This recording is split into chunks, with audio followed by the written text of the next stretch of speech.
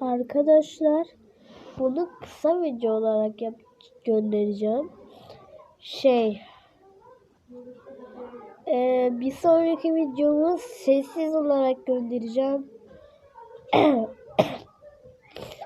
Ondan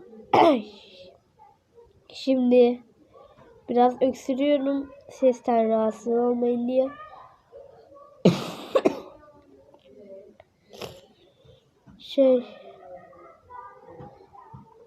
Anladığınız kadarıyla şöyle yani iyileşene kadar alerji var da sonbahar geldi arkadaşlar, alerjim var. İyileşene kadar arkadaşlar sessiz video atma ihtimalim var.